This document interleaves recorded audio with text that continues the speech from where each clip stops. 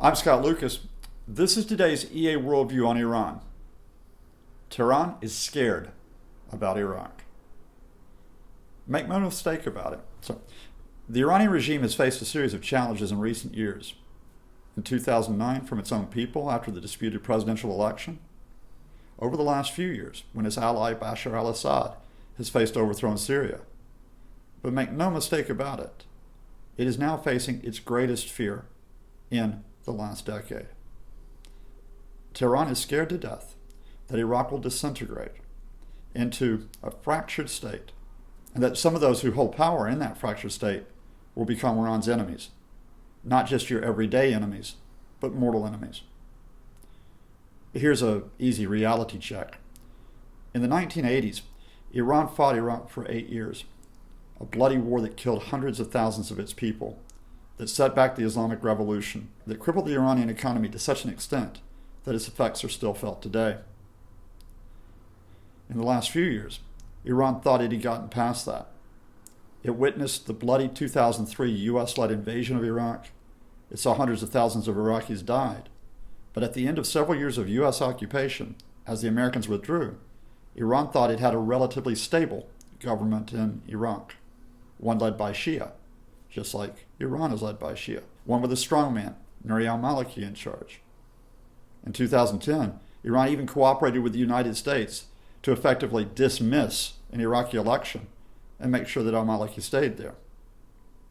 But now al-Maliki is in trouble, serious trouble.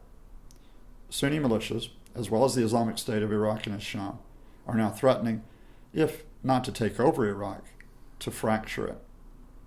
The Kurds might break away. Shia groups will be basically divided in terms of what they do, and Iran will face an uncertain future. That's why, in contrast to some of the headlines in Western media that talk about Iran controlling Iraq, being the dominant force, the Iranian media is filled every day with warnings. This is a foreign-led plot. The Islamic State was created by the United States, by Israel, by Saudi Arabia, by all of our enemies who wish to do us down. The Supreme Leader himself chimed in on Saturday and said, basically, this is a war against Islam. This is a war being fought by the West, and they're using the Islamic State in Iraq to do it. Some of this may be hyperbole, but make no mistake, there's a real fear here.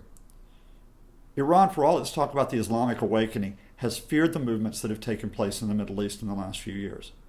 They feared that a call for people's power would be felt by their own people in Iran. Remember, those people who rose up and tried to claim rights and reforms in 2009.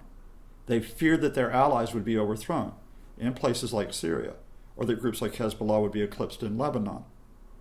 Well, they got over some of those fears, or at least checked them, only to see the battle come next door.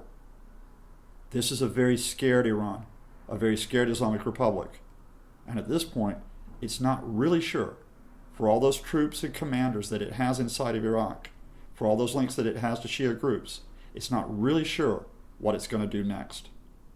I'm Scott Lucas, and this is today's EA Worldview on Iran.